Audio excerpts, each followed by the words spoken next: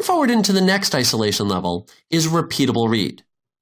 As repeatable read might imply, the big thing that repeatable read is going to prevent is a, well, non-repeatable read. Now, if you remember back to what we were talking about before, the whole thing about a non-repeatable read is that the rows that we grab from SQL Server during that select statement can't change until the end of the transaction.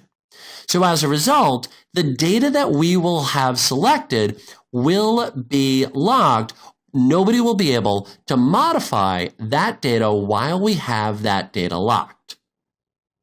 Now, in order for this scenario to come together, what needs to happen is we need to start with a select statement and then later on do maybe another select statement or maybe do an update statement. And the reason for that is because if we start with an update statement, remember that that's automatically going to lock our data.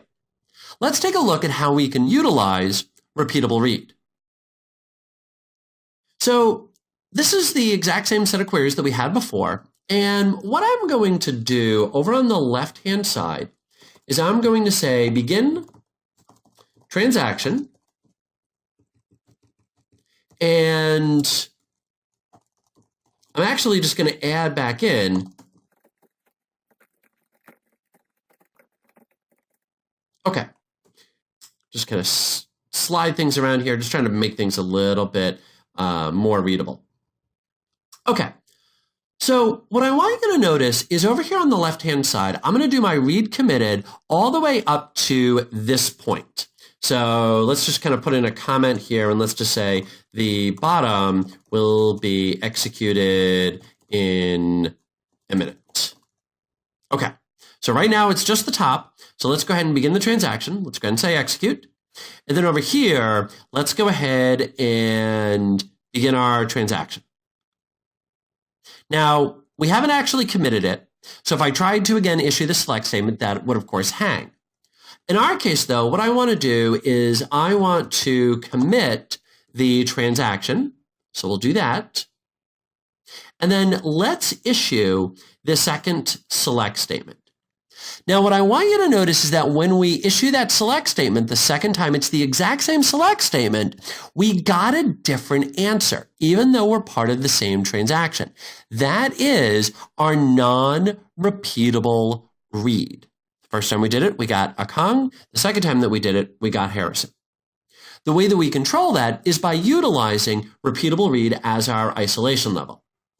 Let's just come down to the bottom here, end our transaction. So let's just execute that. And then over here on the right side, let's set this back to Akong. And we'll just go ahead and execute that. So everything's back to the way that it was. Now, let's do this one more time. But let's go ahead and say repeatable read like that. So now let's do the exact same thing. I'm going to issue the top statement. Over here, I'm going to change the last name of contact ID 1 to be Harrison. Now, I executed this, and I want you to notice that the right side is now hanging. The reason for that is because if we modified that last name to be Harrison, this would now no longer be a repeatable read because we get a different value back. So you'll notice that I can keep going back to contact ID number 1. I can keep getting a Kong, and the right side is not going to be able to do anything until that left side completes its transaction.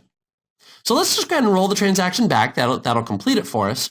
And then you'll notice over on the right-hand side, now everything succeeds. And just to kind of prove that it did in fact execute, if I select back again, you'll notice that now it's Harrison. So the whole goal of a repeatable read is to not allow a brand new change inside of that data set.